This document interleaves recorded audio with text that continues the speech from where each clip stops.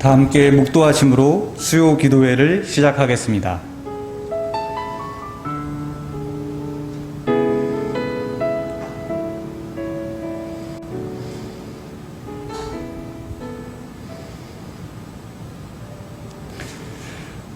이스라엘 족속아 여호와를 송축하라. 아론의 족속아 여호와를 송축하라. 레위 족속아 여호와를 송축하라. 여호와를 경외하는 너희들아 여호와를 송축하라. 예루살렘에 계시는 여호와는 시온에서 찬송을 받으실지어다. 할렐루야. 아멘. 다 함께 찬송가 421장 찬양하시겠습니다. 찬송가 421장입니다.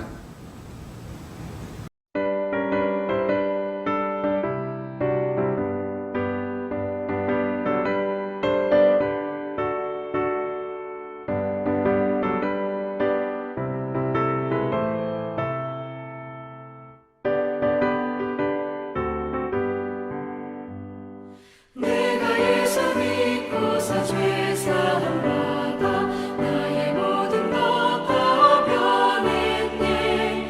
지금 내가 가는 길 천국 길이요 주의 피로 내 죄가 씻겼네. 나의 모든 것 변하고 그 피로 구속받았네. 하나님은 나의 구원 되시오니 내게 정죄함 없겠네. 주님 맑은 빛 되사 어둠을 치니 나의 모든 것 다 변했네. 지금 내가 주 앞에 온전케 됨은 주의 공로를 의지함일세. 나의 모든 것 변하고 그 피로 구속받았네. 하나님은 나의 구원 되시오니 내게 정죄함 없겠네.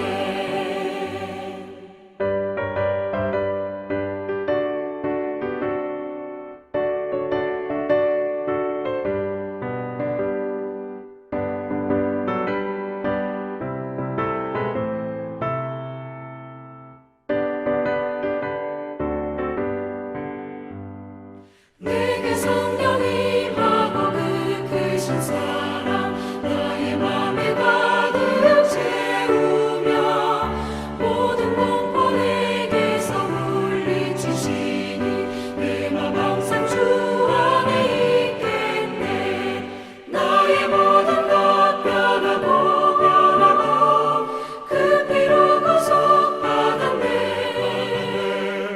하나님은 나의 구원 되시오니 내게 정죄함 없겠네.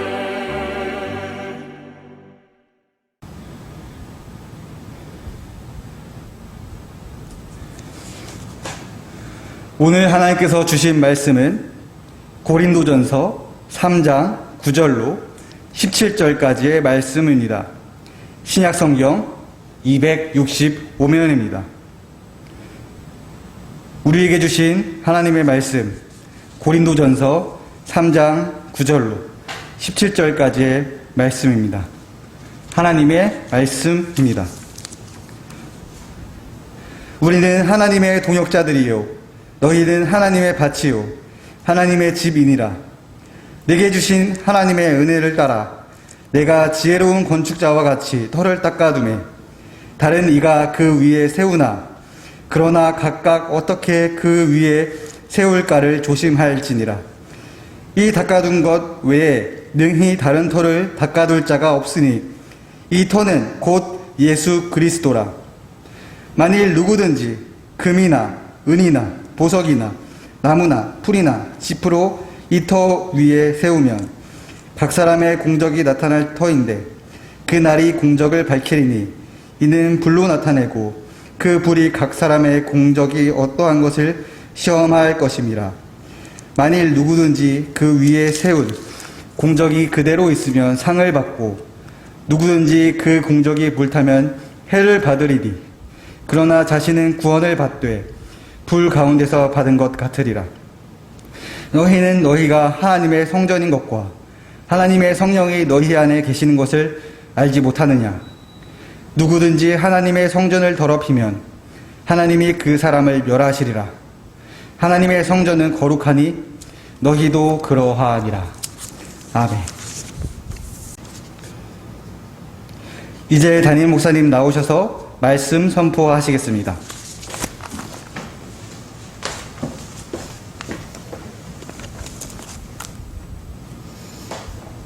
우리 기도하고 말씀 받겠습니다. 사랑의 하나님, 이 시간 신령과 진정으로 주님께 나아갑니다. 주여, 말씀으로 가르쳐 주시고 기도의 응답을 주시며 찬양의 기쁨을 더하여 주시옵소서. 예수 그리스도의 이름으로 감사하며 기도하옵나이다. 아멘. 할렐루야. 장마가 지나가고 본격적으로 무더위가 찾아왔습니다. 여러분 어떻게 잘 지내고 계십니까? 이 무더위와 코로나의 이 어려움 속에서도 하나님의 은혜와 그 크신 사랑과 하나님의 평강이 여러분과 여러분의 가정 가운데 함께 하시길 주님의 이름으로 축복합니다. 우리는 자신에 대해서 참 많은 것을 안다. 그 누구보다도 잘 알고 있다라고 그렇게 생각합니다. 하지만 사실 우리는 자신을 잘 모릅니다.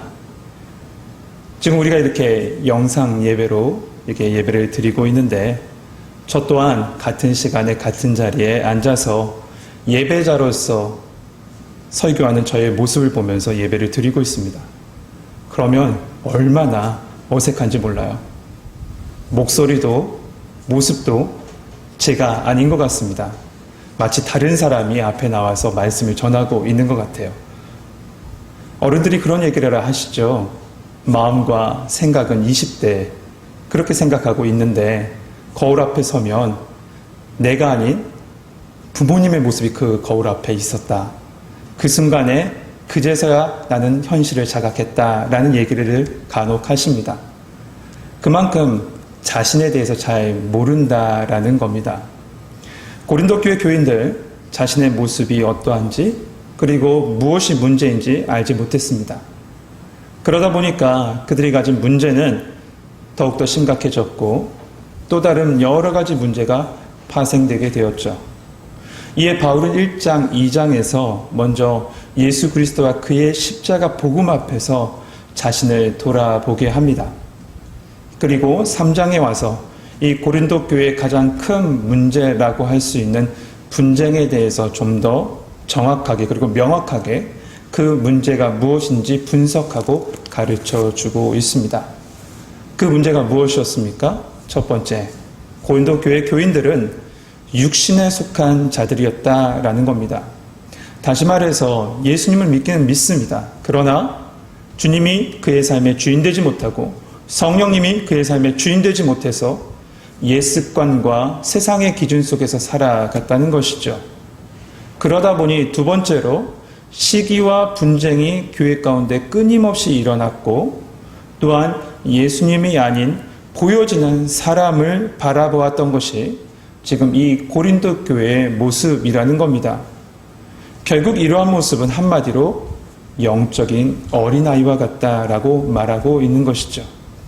여러분, 어린아이에게 어떻게 말합니까? 아주 쉽게 이야기하죠.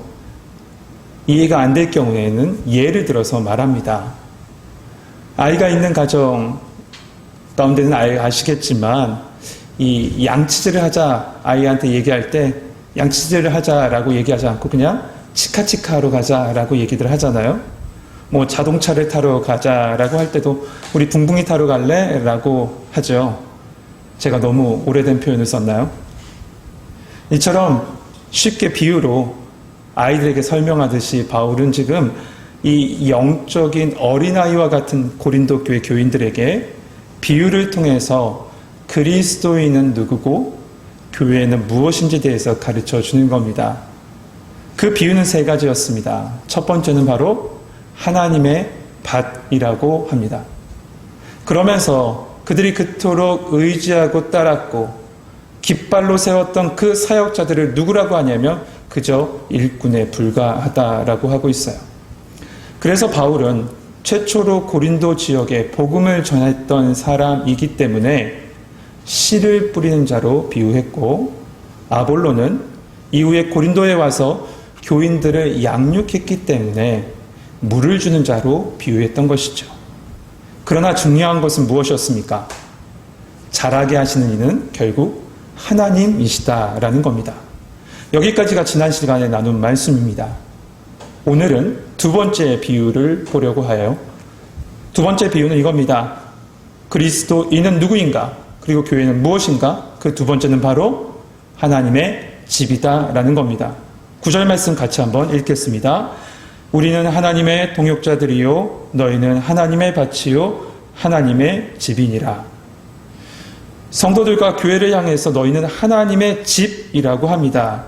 그런데 여기서 바울은 먼저 자신의 사명이 무엇인지에 대해서 말하는데, 그것은 그 하나님의 집을 세우는 데 있어서 터를 닦는 자다라고 말하고 있어요. 10절 말씀 봅시다. 내게 주신 하나님의 은혜를 따라 내가 지혜로운 건축자와 같이 터를 닦아두매 다른 이가 그 위에 세우나 그러나 각각 어떻게 그 위에 세울까를 조심할지니라. 바울은 지금 자신을 터를 닦는 자다라고 하고 있죠. 그렇다면 그 터는 무엇일까요? 네, 바로 예수 그리스도세요. 그래서 11절 하반절에 이 터는 곧 예수 그리스도다라고 말씀하고 있는 겁니다. 할렐루야. 우선 우리는 하나님의 집이 세워짐에 있어서 집의 근본, 근간, 기초가 되는 것이 무엇인지, 누구인지 알아야 되는데 그분이 바로 예수님이시다라는 것이죠. 그 외에 다른 것은 없습니다. 만약에 우리의 신앙이 다른 것 위에 세워진다면 그것은 반드시 무너지게 되어져 있습니다. 마태복음 7장에 보면 예수님께서 반석 위에 지은 집과 모래 위에 지은 집을 비유로 말씀하셨습니다. 이 비유는 우리의 신앙의 근거와 기초를 무엇에 두어야 되는지 명확하게 가르쳐 주고 계신 것입니다. 앞선 비유에서도 그리스도인을 무엇라고 말씀했습니까? 하나님의 밭이라고 말씀하셨죠.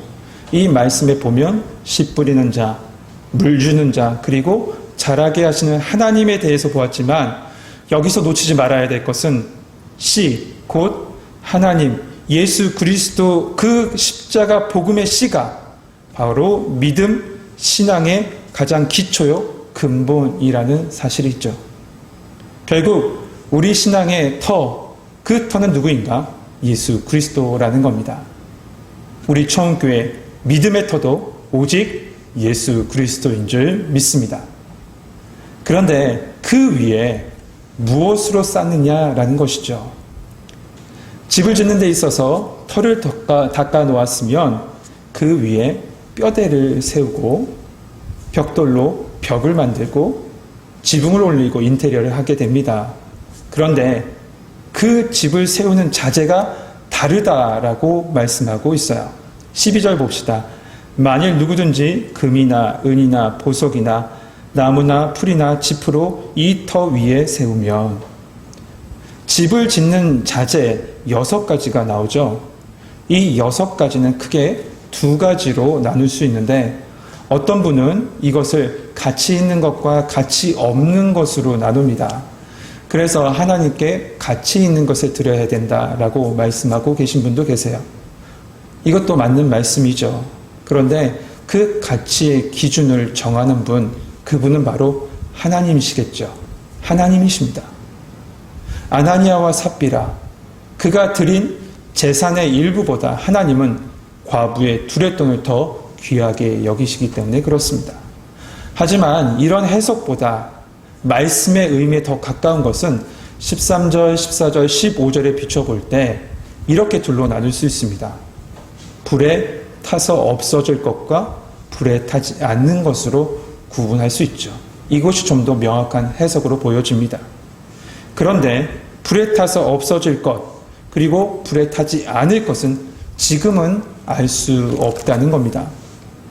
125층짜리 화려한 집을 가지고 있거나 혹은 단층으로 소박한 집을 가지고 있다 할지라도 지금은 어떤 것이 하나님의 뜻대로 지어진 집인지 알 수 없다는 것이죠. 결국 언제 알 수 있냐? 마지막 때, 불시험이 찾아올 때, 불시험을 지나갈 때야 비로소 알 수 있다는 겁니다. 13절 말씀에 사람의 공적이 나타날 터인데 그날이 공적을 밝히리니 이는 불로 나타내고 그 불이 각 사람의 공적이 어떠한 것을 시험할 것임이라. 마태복음 7장에 나와 있는 반석 위에 지은 집과 모래 위에 지은 집, 이 집도 평상시에는 알 수 없습니다. 그러나 말씀에는 분명 비가 내리고 창수가 나고 바람이 불 때야 비로소 이 집이 어디 위에 세워져 있는지 알 수 있다라고 했습니다. 이와 마찬가지로 자재를 올바르게 써서 제대로 건축했는지 아니면 부실 공사를 했는가 하는 것이 밝혀지는 그날이 반드시 올 거라고 말씀하고 있는 것이죠. 그러므로 어떻게 하나님의 집을 세울지 삼가 조심하라라고 말씀하고 있는 겁니다. 성도 여러분, 반드시 사람의 공적이 나타난 그 날이 옵니다. 이때 주님은 심판주로 우리 가운데 찾아오실 겁니다. 그런데 저는 이 말씀을 준비하면서 이 코로나 상황이 그때 이루어질 모습의 예행 연습은 아닐까 하는 생각이 들었습니다. 작년부터 이렇게 계속되는 이 코로나 상황을 지나면서 하나님은 우리도 우리의 신앙이 무엇으로 세워져 있는지를 점검하게 하신 듯합니다. 결국 두 종류일 겁니다. 하나는 불같은 시험에 없어질 것과 다른 하나는 흔들리지 않는 것, 불타 없어지지 않는 신앙으로 세워져 있는 사람, 이 둘로 나눠지게 될 것이죠. 저는 농촌에 살지 않아서 이 농촌 이야기, 이 농사 이야기를 잘 알지 못합니다. 하지만 어른들의 얘기를 들어보면 농부가 추수한 후에 그 벼이삭을 키에 넣고 이 키질을 할 때 알곡은 안쪽으로 더 가까이 들어온다라고 해요. 하지만 쭉정이와 껍질은 바깥으로 나가다가 결국 땅에 떨어지거나 아니면 바람에 날아가고 만다라고 하죠. 이 코로나 상황은 심판날에 불시험과 하나님의 키질을 미리 맛보게 하시는 듯해요. 여러분, 이 시간을 통해서 더욱 금, 은, 보석 이 같은 재료가 상징하는 바 하나님이 원하시는 신앙의 모습으로 세워지는 성도님 되시길 주님의 이름으로 축복합니다.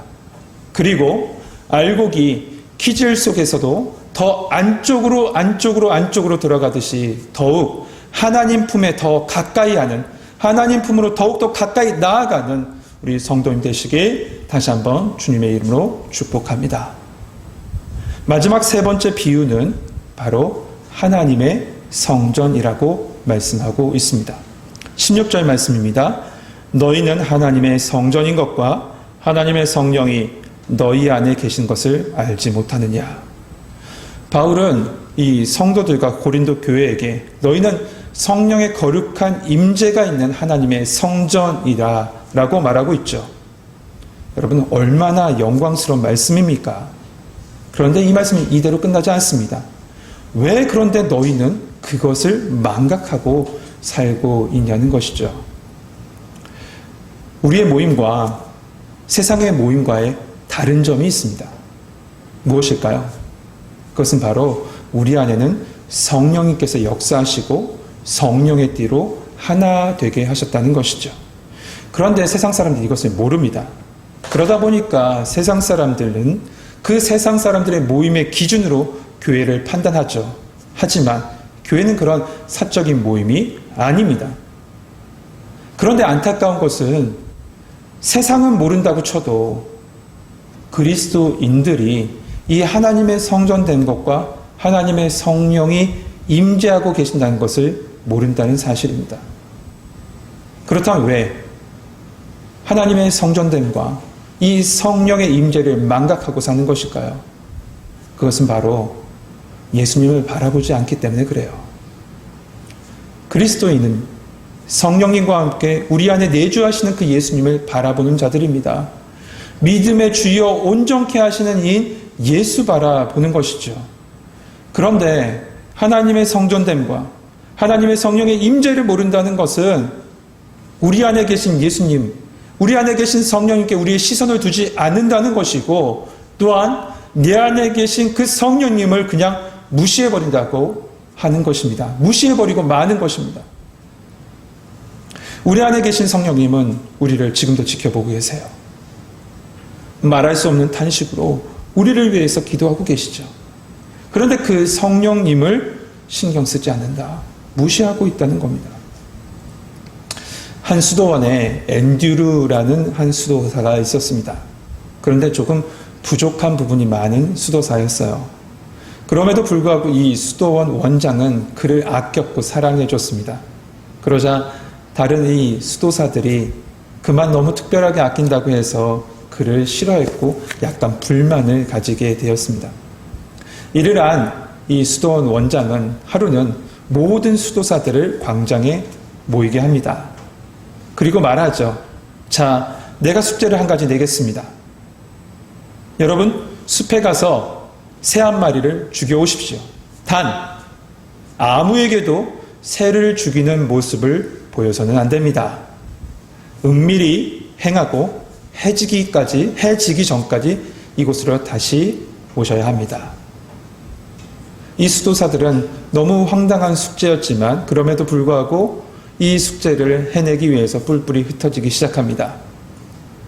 해가 저물기 시작하자 수도사들이 하나 둘씩 돌아옵니다. 죽은 새를 손에 가지고 모여들죠. 그런데 이 앤드류만은 짙은 어둠이 깔릴 때까지 나타나지 않는 거예요. 사람들은 속으로 그랬죠. 그럼 그렇지. 이렇게 비웃었던 거죠. 그런데 멀리서 앤드류가 이 두 손으로 뭔가 조심스럽게 감싸고 달려오는 겁니다. 수도 원장이 그에게 말합니다. 그래, 숙제했니? 이렇게 묻자 그 순간 앤드류가 울면서 원장님, 저를 용서해 주세요. 저는 숙제를 못했습니다. 그러자 이 원장님이 그러면 왜 이렇게 늦었어? 라고 얘기하자 앤드류가 이런 얘기를 해요. 제가 숲에서 한 마리 새를 잡았습니다. 그리고 아무도 보지 않는 계곡으로 내려가서 그 새를 죽이려고 하는데 머리 위에서 하나님께서 보고 계시는 거예요. 너무나도 놀라서 작은 폭포 뒤편으로 내려가서 그 새를 죽이려고 했는데 그 순간에도 하나님은 내 안에 계신 성령님을 통해서 보고 계신 거예요. 저는 끝내 하나님께서 보시지 않는 곳을 찾을 수 없었습니다. 이렇게 대답하면서 눈물을 흘리고 있는 거죠. 이내 이 이야기를 들었던 모든 수도사들은 조용히 아무 말도 하지 않고 그 앤드류를 바라봤다라고 합니다. 고린도 교회 교인은 이 교회는 하나님의 성령이 언제나 함께 하시고 그들 안에 거하시며 그들을 지켜보고 싶고 계신다는 것을 잊고 있었다는 거죠. 그렇게 되자 세상의 지혜를, 세상의 자랑을, 세상의 허영을, 세상의 교만을 가지고 교회 안에 들어오고 그것으로 인해서 분쟁을 일으켜서 하나님의 성전을 더럽혔다는 것이죠. 여러분, 하나님의 성전을 더럽힌 결과는 무엇일까요? 그 말씀이 17절에 나옵니다. 같이 한번 읽어봅시다. 누구든지 하나님의 성전을 더럽히면 하나님이 그 사람을 멸시하시리라. 하나님의 성전은 거룩하니 너희도 그러하니라. 아멘. 예루살렘 성전 그리고 광야에 있을 때 지어진 성막, 이 모든 것이 거룩하다는 사실은 하나님께서 말씀을 통해서 끊임없이 강조하셨습니다. 이것을 우리는 알고 있어요. 그렇죠? 그렇다면 왜 그 성전과 성막이 거룩할까요? 그것은 그 성전과 성막이 세상과 구별된 동시에 바로 하나님의 임재가 있기 때문에 그래요. 이처럼 돌로 지어진 건물도 그러할진데 하나님의 형상으로 지음받은 구별된 성도들은 어떻게 했으며 그들의 모임인 교회는 말에 무엇하겠느냐라고 말씀해 주고 계신 것이죠. 성막과 성전을 더럽힘으로 말미암아 심판을 받는 예는 무수히 많습니다. 한 가지 예만 들어보면 레위기 10장에 아론의 아들, 두 아들이 나옵니다. 두 아들의 이름은 나답과 아비우죠. 이 나답과 아비우는 향로에 하나님께서 말씀하시지 않는 다른 불을 가지고 들어가서 분향하다가 그 불이 그들을 삼켜 죽게 됩니다. 출애굽기 39장 40장에 보면 그래서 명하신 대로 하였더라 라는 말씀이 18번이나 반복되어 강조되고 있어요. 그런데 이는 명하신 대로 하지 않았다. 명하신 대로 하지 않았다는 것은 곧 하나님의 성막을 더럽힌 것이 되는 것이죠. 지금 나답과 아비후는 그 하나님께서 명하신 대로 하지 않고 자신의 뜻대로 하다가 성전을 더럽힌 것이 되는 것이죠. 그러므로 오늘 본문의 말씀도 너희가 바로 거룩한 하나님의 성전이다. 그러니 자신의 영광스러운 그 본질을 망각하지 말고 세상의 기준과 생각을 가지고 들어오지 마라. 그러므로 말미암아 소란스럽게 하지 말고 분쟁하지 마라. 성전을 더럽게 하지 말라라고 말씀해 주고 계신 겁니다. 하나님의 성전인 너희는 거룩하라 말씀해 주고 계신 겁니다. 우리 말씀을 한번 정리해 봅시다. 우리는 누구입니까? 첫째로 우리는 하나님의 밭이라고 했습니다. 교회 안에 각자에게 주어진 사명을 잘 감당하되 결국 자라게 하시는 이는 누구신가? 바로 하나님이십니다. 그러므로 우리는 겸손함으로 맡은 직분을 잘 감당해야 하는 것이죠. 두 번째, 우리는 하나님의 집입니다. 주의 교회는 항상 예수님이 더 기초가 되어야 하고 그 위에 우리의 섬김과 봉사는 마지막에 남는 것, 불의 시험에도 남는 것으로 세워져 가야 한다는 것이죠. 마지막 세 번째는 하나님의 성전이라고 했습니다.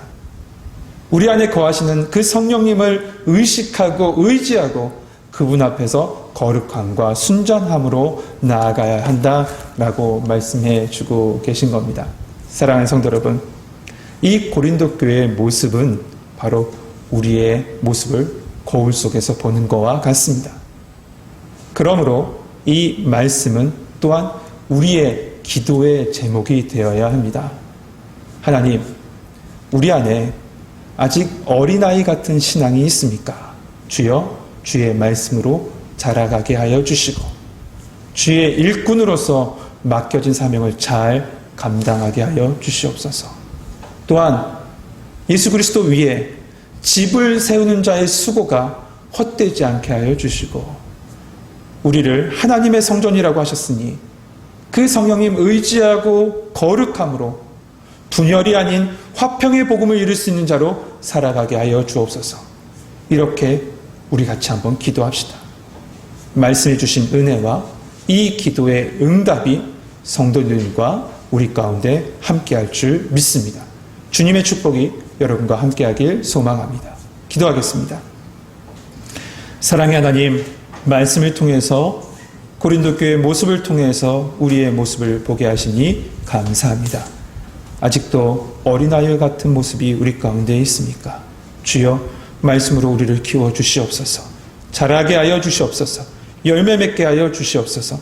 특별히 하나님의 밭이요, 하나님의 집이요, 하나님의 성전됨을 잊지 않게 하여 주셔서 그 맡겨진 사명을 감당하며 오직 예수 그리스도 터 위에 교회를 세우고 집을 세우고 성령님의 인도하심과 거룩하심 가운데 살아갈 수 있는 우리 성도들 되게 하여 주옵소서. 한 주간, 남은 한 주간도 주님의 은혜와 평강 속에 살게 하시고 어둠의 권세로부터 주님께서 지켜주실 줄 믿사오며 예수 그리스도의 이름으로 감사하고 기도하옵나이다. 아멘.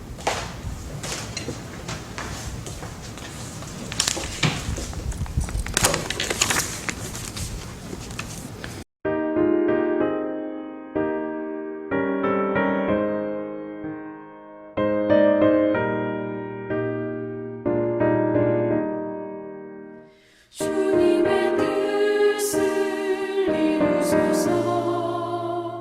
고요한 중에 기다리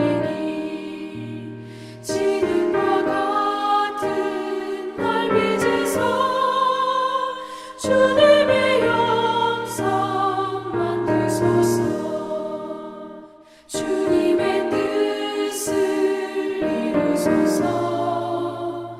주님 발 앞에 엎드리니 나의 몸속을 살피시사 눈보다 이게 하옵소서.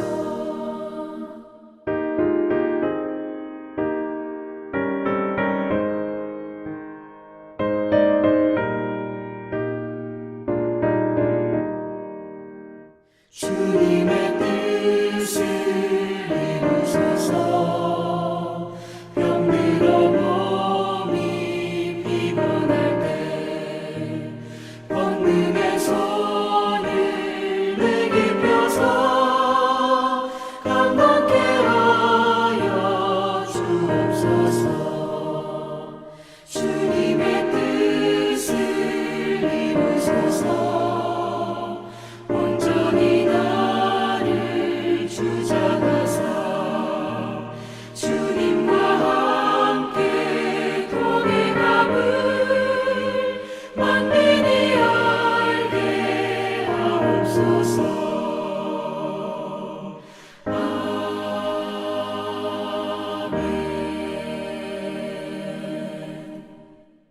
주기도문으로 예배를 마치고 같은 기도의 제목으로 기도하겠습니다. 주기도문 하겠습니다. 하늘에 계신 우리 아버지, 아버지의 이름을 거룩하게 하시며 아버지의 나라가 오게 하시며 아버지의 뜻이 하늘에서와 같이 땅에서도 이루어지게 하소서. 오늘 우리에게 일용할 양식을 주시고 우리가 우리에게 잘못한 사람을 용서하여 준 것 같이 우리 죄를 용서하여 주시고 우리를 시험에 빠지지 않게 하시고 악에서 구하소서. 나라와 권능과 영광이 영원히 아버지의 것입니다. 아멘.